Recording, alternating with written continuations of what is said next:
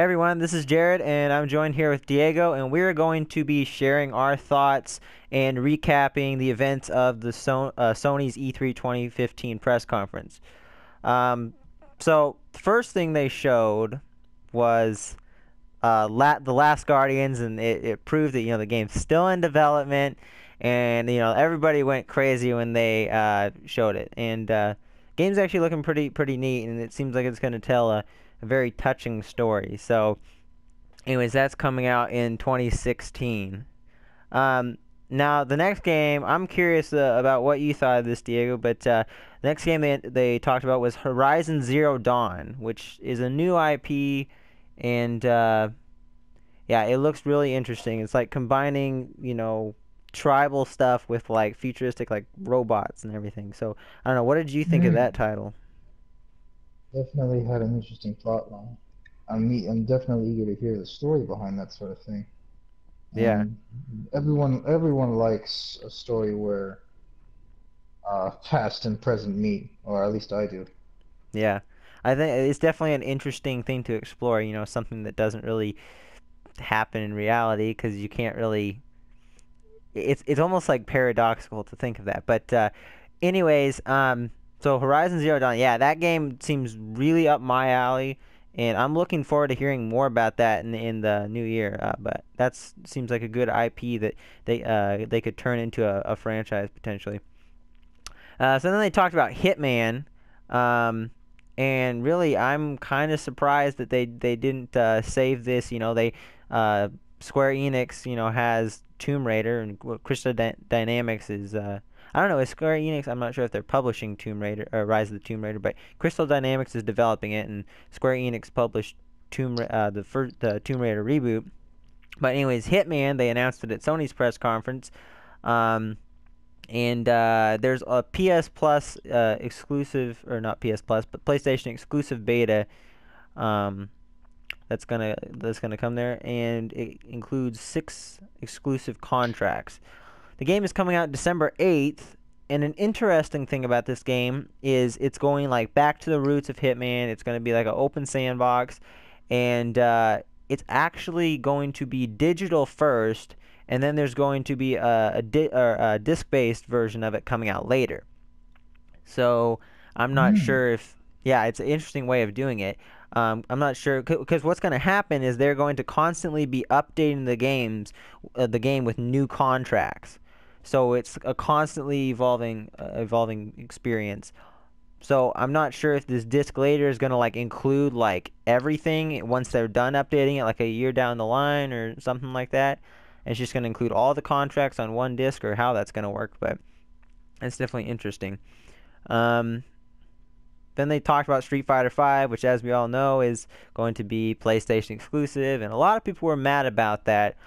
But they claimed that the game would not get made, if, or at least this has happened with other games, and I think it's the same with Street Fighter V. Is they claim that it would not get made if without PlayStation's help. Um, don't quote me on that one because I'm not sure in Street Fighter's case, but I believe that's the situation. Now, I know this next game they've showed at a lot of E3s, probably I think for the last 2 years, and that's No Man's Sky. So I don't know, Diego, what did you think of that one from past E3s? Because to me it was interesting, but there just wasn't enough there. No Man's Skies. That was the remind me which one that was again? You got the ship, and you can go to different planets that are procedurally Oh yes, generated, and that's what I yeah. thought. Yeah, that one. It looked fun, but like other than really just exploring the planets, I mean that's gonna be fun and all, but like you're right, I did kind of want to see a little more of what you could do. Yeah. So that's definitely essentially what he just described there the same way I feel about it from past E3s, but this E3 they actually showed a lot more this time. Like they showed way more than what we've seen so far. They showed like entering the planet. They showed where all these points of interest are. And there was like this walking mech thing on the planet that was like defending it and trying to like fight or ward off of adventurers like you, explorers, and you even had like this gun thing, and the worlds are totally like 100% destructible and everything. So they basically before had just been keeping so much under wraps, and they were showing the same thing and reiterating the same things, but now they've actually shown us quite a bit more, and it's actually piquing my interest now. So I'll probably be looking more into that, whereas before I didn't. So Media Molecule, who is most famous for the Little Big Planet franchise, they are working on a new project called Dreams. And in this, it essentially uses the PlayStation 4 motion sensing capabilities with the controller. You essentially get to draw your dreams. And it's kind of like almost like a clay animation look to it. But they showed a bunch of intriguing concepts, and like the guy that came out on stage was like, a lot of questions are gonna be raised, but don't worry, we expect that. And a lot of questions definitely were raised, but they're apparently going to be showing more on that at Paris Games Week. So, although I normally don't like many of these motion control games, and especially stuff that uses like the wireless thing of the PlayStation controller, DualShock 4, this one actually was interesting to me, and I would like to look more into it. So next up, there is Firewatch, and Firewatch is making its debut on the PS4. And in Firewatch, you play as a park ranger, and you're out there in the forest in the national park, and apparently there is a danger that looms about. Like there's a couple ladies that disappeared or whatever, and you're kind of searching for them, and seems like it's just going to be a nice like exploration game, but it turns out there's something deeper than that. Mm. So I know, Diego, you play Destiny a bit. So have you played? I don't know if it's out yet, but have you played any of the Taken King? Or It's not out yet, to my okay, knowledge. so will you be playing that? I guess my friend was kind enough to give me the season's pass, so Yeah. I'll be So, sure to give it a shot. so are you looking forward to it? And if so, like, what are you Oh expecting yeah, out the of new it? subclasses definitely do seem interesting. Because each character, there are certain elements in the Destiny where characters do a certain element of damage, whether it be solar, arc, or void. Um, I feel like I'm forgetting one at the moment, but or maybe that was it. But and every character could at least do two, but never all three. Hmm. And So they're adding new subclasses with this yeah. DLC? So now Hmm. every character will be able to do all three burn damages. Yeah, that's And that's neat. yeah, but at the So same time, each class plays very differently. I mean, like say you're a hunter, you could be very stealthy or in very long range, or with a Titan, you could be very offensive or very defensive. Um, the choice is yours. But now with this new subclass, it seems to just be I don't really know how to take it. Maybe it's almost like a mix of the it's two. almost like a freelancing class or something. You get to Yeah, it's like yeah. kind of That's a design good. your That's own, combine the elements. Hmm. Well, that is neat. I know they talked about. It seems like there's going to be maybe a few extra strikes or something like that. Maybe, I don't know, but I know there's definitely going to be more weapons that they're introducing. There's That if I comes with remember every right, the DLC. subclasses included the warlock was now going to be able to summon a lightning storm or even have lightning come out of his hands. It's kind of similar to like maybe something from Star Wars. And the Mm-hmm. hunter is now going to be able to summon a void bow, and he can leap in the air and hover in the air apparently for a little bit while he fires these void arrows. Yeah. And the Titan, which also seems like it's kind of my favorite. He basically becomes Thor, and just like he can summon this hammer, and he can do many things with it. He can throw it, smash the ground with it, hit enemies with it. Depending on how you switch up the class, it definitely looks like it's going to be a fun time. Yeah. So But I'm definitely surprised. I know I've kind of thought like even at PlayStation Experience, like the fact that they're continuing to talk about Destiny this much. I mean, I guess the support for mm, it is fine, but the fact that they continue like taking up time at E3 kind of surprises me a bit. But even though the game did have its flaws, like there is still a very big player base that is still Oh playing it. yeah, So it was definitely just a game that it's a debatable business practice, you could say, where it's a game that's trying to use its DLCs to make itself last long. yeah, because they claimed And at one point, like before they released the game, that they want the game to last like have like a 10-year lifespan, which is pretty mhm. insane. Um, Yeah, but and many games that is pretty much the only way to do it, yeah, is to have that sort of thing. and so far it does seem to be working pretty well. But anyways, moving Oh on. yeah. We had some more on Assassin's Creed Syndicate. Of course, Ubisoft. They talked about it at their press conference. But PlayStation announced that, or representative at Ubisoft, I think, came out and announced that on the PlayStation 4 there will be exclusive mission called The Dreadful Crimes coming. So it's PS4 exclusive mission, and maybe we'll make a video about this later on down the line. But to me, all these like different console exclusive things for certain games, to me, it's just a bunch of bullshit. Like I don't think it should be exist, but that's for another time. Um, a World of Final Fantasy. That's the next thing they show. It's PS4 and PS Vita. Didn't really pay too much attention to that, but if you're a Final Fantasy fan, you might want to check it out. And also, the big news though is that they are remaking Final Fantasy VII. Or it's a Final Fantasy Mm. remake. Maybe it's not Final Fantasy VII, but it's coming first to PS4. I know a while ago they I think it was last E3, they announced, or maybe it was PlayStation Experience, I can't remember, but they announced Final Fantasy VII remake or something, and all it was is it was essentially just ported over. It had the same graphics. They didn't really actually remake it, but this time they're actually remaking Final Fantasy. So, anyways, Wow. yeah, I, and it, it I looks wish I it could looks actually see amazing. that. It looks like Final Fantasy 15. Like it's got the same graphical fidelity as that. So yeah, I at least might be what like they the only showed it. person in the world who's actually like never touched a Final Fantasy, Yeah, but I definitely I played one of kind the of Final always wanted Fantasies. to. Well, I played demos for a couple of them. I think I played Final Fantasy 13, Final Fantasy 13 2, or the Lightning one. I think I played an earlier one like Final Fantasy 6, I think. But anyways, I'm not too big of a fan of it. So Mm. coming up, PlayStation, as we know, is very supportive of indie developers. And one of the big studios that seems to be working very closely with them, and they make a lot of titles, is Devolver Digital. And I think they're almost getting to the point where they're almost becoming, taking that next step up, and they're not going to be an indie developer pretty soon.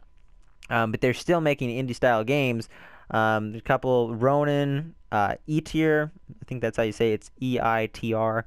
Mother Russia Bleeds, and then Crossing Sands. And a lot of those look pretty neat. The interesting thing about those games too is they all have a very similar visual look to it, a similar aesthetic, if you will, and so that carries across to all those games. And some of them, like Mother Russia's Bleeds, looked kind of interesting, but some of them, were less appealing to me. But they all have that same kind of art style, which was, to me, I think is cool for a developer to have that presence, or not really presence, but just be able to maintain that through all their different games. Um, Shenmue 3, which I not don't know too much about the Shenmue series, but Shenmue 3 is going to be made through a Kickstarter program, and it seems like they've already or they're working on it. I'm sure by now they've probably, after that announcement, they've already got all the funds they need to make it. But anyway, so count on the Shenmue 3 to be made. Well, next up, I know, Diego, you're definitely gonna want to weigh in on this one. But next up was we saw some new, like a cinematic trailer with a taste of gameplay from Batman Arkham Knight. So I'll just Mm. let you talk about this one. Right in the first 5 minutes of this darn gameplay, you really understand why they gave this game an M rating. But it definitely, the developers say that the M rating definitely was not planned. They just made Arkham Knight without a rating in mind. And so they definitely wrote a story that is definitely, without a doubt, much darker than the others. and I've played most. I haven't finished the story quite yet, but from what I've seen, it it is quite a dark and intense story. Yeah, because he's Literally, playing the there are, game right now, so because he got it a I day am early, actually playing and the game right now, yeah. and So yeah, I think the Joker at the beginning when the Joker's being incinerated or whatever, that's really great, and we're not gonna spoil anything well, you for did you, kind but of spoil some, but but anyways, those who, that part of I the guess trailer was that really is kind of given if interesting. you saw the if you Um, saw this. yeah. But yeah, it definitely I think sets the mood for the game that trailer or whatever and the scarecrow stuff Hmm. and that section is like all that stuff is in the game. It's not part of the scarecrow DLC thing. That is actually in the base version of the game. What you see in that trailer. So okay, next, Sony talked about PlayStation or Project Morpheus and they didn't really announce too many more details on it, except for the fact that they were saying that they've gone beyond the conceptual stage and everything, and there are lots of developers, digging in and trying to create games for it. So some demo stuff they showed out there was Valkyrie, part of the Eve series, so that's interesting. The Deep, which is one where it seems like that game's been out for a while, and maybe it was even on Oculus. Or no, I think it's just one of the demo ones. That was one of the original demo ones because you're in like a cage and you have to feed the shark and all that. Some other interesting soccer game too.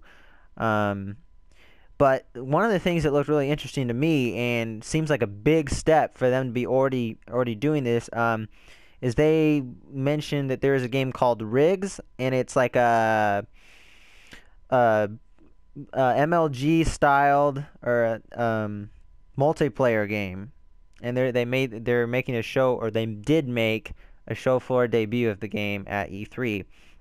Uh, but yeah, Rigs definitely looks interesting. It's like mech battles and stuff like that, and it's competitive. But I think that's interesting that they're already thinking about multiplayer with a device that hasn't even launched yet, and doesn't even have solid single player games yet that have been released to the public. So At um, least, yeah, yeah, at least released to the public. We don't know whether they have these plans already far in advance or yeah, not. well We'll just have to wait and they've see. definitely got a vision for it, and they're being very ambitious. But anyways, Yeah, let's just find out if they're going to be too ambitious or not. hmm so next up they talked about PlayStation View as well, which to me it doesn't appeal to me much. But what they did announce here seems very interesting. And the cool thing is with PlayStation View, they are the first paid subscription service to be able to allow consumers to subscribe to individual channels rather than a network. So that is pretty neat. And there's also, I think, a couple different exclusive channels coming with that, and one of them is a Machinima channel.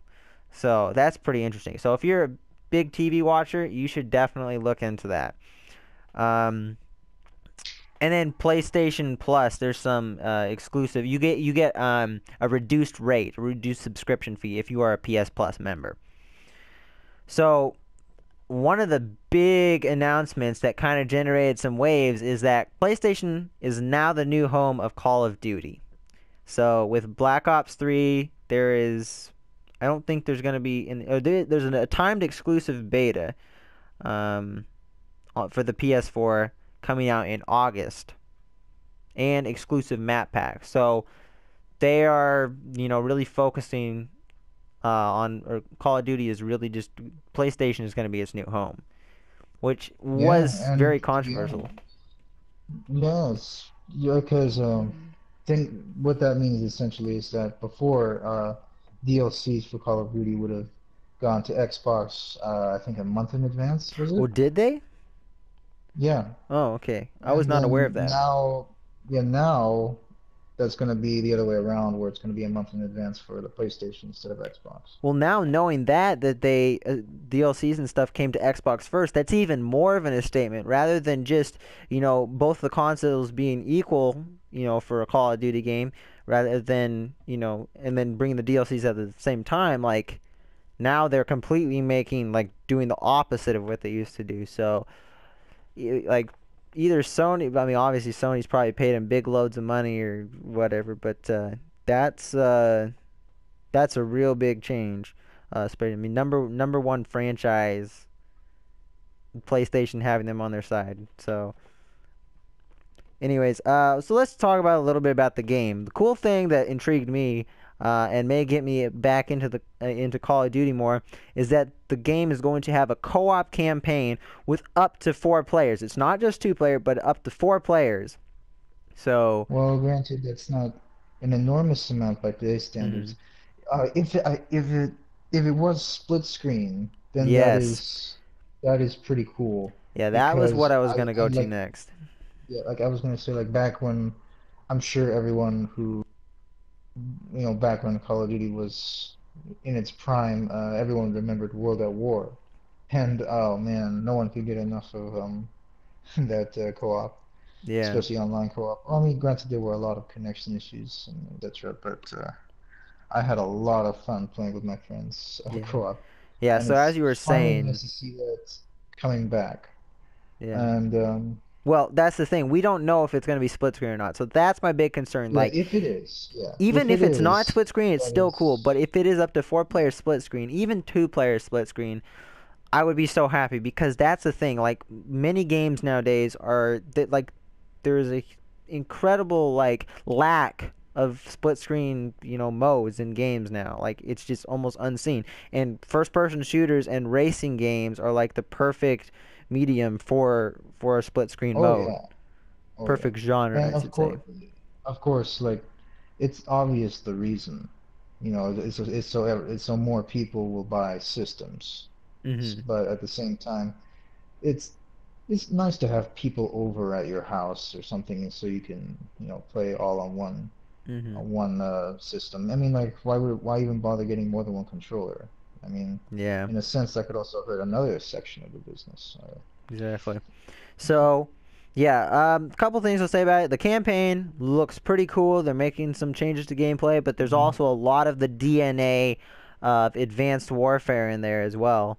Yeah, Um, there was a lot of exo abilities were shown, but at the yeah, same time, one thing that I definitely think will be very good for Call of Duty is that they're actually starting to seemingly include new enemy types, like yeah. what seem to be robots, even bigger robots, and even a bit of armored warfare where you pick up a rocket launcher or an anti-tank device and actually have a good amount of combat with a single armored opponent instead of you just running over, picking up a rocket launcher and just shooting one rocket at something to blow it up. It actually seemed like a bit of a fight that time. Hmm. And that seemed rather interesting because they're seeming to finally evolve the game. But is it something that is shown to be extremely unique? Um, Not entirely, but they're moving in the right direction. Yeah. I think that's a perfect way to put it, saying that they are moving in the right direction. On top of that, so they have that stuff on top of all the other things we mentioned. Now, given the game is still in, a pre-alpha state, at least I'm pretty sure it might actually be alpha by now, but it's still in an early development state or intermediate development state. But the multiplayer to me seemed to run at a fairly sluggish frame rate. It kind of looked like shit. Like maybe it was running at below 25 frames a second or whatever, and it was really noticeable. The campaign footage that they showed didn't have those issues, but probably at least half the multiplayer footage they showed had some frame rate issues. So maybe they were showing footage from 2 different builds of the game, or maybe I don't know what the deal was with that. But I'm sure by the time the game comes out, the multiplayer will just function just as well as any other Call of Duty multiplayer does. The last thing I will mention is this really puzzles me. But they announced that there is last gen development on this game, meaning it's going to be coming out to the PS3 and 360 as well. And that just really just puzzles me. Like, why are they still developing for those consoles? Most developers are finally getting to the point, like this year, like Mad Max, like they cut the last gen version on that. Like Dying Light before it came out, they cut the last gen version on that. Um, Seemed like there was a couple other games that they cut the last gen versions on, and I just really don't understand why they're still developing for last gen I because guess it I guess long for overstayed its some welcome. people, yeah. For some people, I would maybe assume like some I don't know. Some are just not willing to spend that much money on a Hmm. new system because right at the moment, there are not an enormous amount of new titles out. Even for the Xbox One, a No, this large next amount year of is the gonna be titles big, are but actually backwards compatibility things where it's still old games. And like while they're at this E3 conference, a lot of new games have been announced. They're still going to be a ways hmm, away, and yeah. people are not in any Well, big rush to spend so much money at the moment. I will say we But could definitely make another video on this topic as well. But just to me, like one thing that I found interesting in Microsoft's press conference, and I believe we mentioned it when we were talking about it, is that Phil Spencer, like at the end of the conference, came out and basically said, like, if for all the people that are looking for a reason to make the jump, to this well, not next generation now, to the current generation of consoles. Um, he said like now is the time, like after everything you've seen here, like now is clearly the time to make that jump. So he was like subtly like urging people like, okay, stop hanging on to your last gen consoles. We're now focusing on this current generation. So I think that that's very good.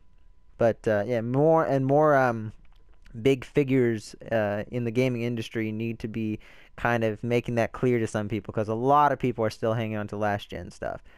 But anyways, so next up, we have Disney Infinity 3.0, and it's coming with like Star Wars, a Star Wars update. And they were talking a lot about the guy talked a lot about how it's all family friendly. Both kids and other family members can enjoy it. And then there's a starter pack exclusive to PlayStation for 1 month, a 1 month timed exclusive. And then along the lines of Star Wars, there was some Star Wars Battlefront stuff shown there. And if you want to know more about that, you can watch our video, the video that I did by myself on EA. And I talked a lot about Star Wars Battlefront in that video. Um, and then the last thing they showed, which was the grand finale, was Uncharted 4. And there was a bit of an awkward start to the demo because apparently they must have not charged the controller or something because they got into there, the gameplay was about to start, and it was a live demo, and Nathan Drake he was not moving. So they had to restart the demo. And that at first I was thinking like, okay, maybe this is like what we were seeing afterwards was a pre-recorded thing, like, okay, maybe they pre-record something just in case the live demo they have some issues with it. But probably more likely what it was is they just, because they restarted it, they probably rushed the guy out a different controller, and yeah, or yeah, they rushed him out a charge controller and they restarted it. But anyways, the game though looks amazing. I will mention though that at one point there's this explosion by this tower off in the distance, and the second time they started the demo, I did not notice an explosion, so that was kind of weird also. But the game looked amazing. Most of it was like a driving sequence down this windy road, but the driving looks amazing. The car seems to have like realistic suspension and everything. Although there were some weird things, like they jumped down some steps, they jumped onto this one road from this ledge that was like 20 feet up or something like that, and then at another point they it like, seemed a bit of an unrealistically rugged car, yeah, in my opinion. yeah, definitely. Especially when they ran over like the tops of all those other cars, that were all parked Yeah, together. that just That seemed a was bit just, okay, like it's just like uh, yeah, that really, I thought that was pretty funny, but very unrealistic. That car would have been completely destroyed by the end of that. But other than that, the game looks really amazing, and it's coming out in mhm. next year, early next year in quarter 1. So can't wait for it. One more thing I definitely noticed though, and this goes for pretty much all of the press conferences, is that the games they showed at both the beginning and the end were like very highly anticipated games. So they definitely designed their conferences well around that. So it's like, because for Sony we had The Last Guardians and then Uncharted 4, and it was the same for the rest of them, as I said. But anyways, that wraps up our impressions of Sony's 2015 E3 press conference. If you like the video, maybe give it a like and comment. And if you like all the other content that we're putting out on our channel, maybe subscribe. So as always, thank you guys for watching, and I hope to see you in the next video.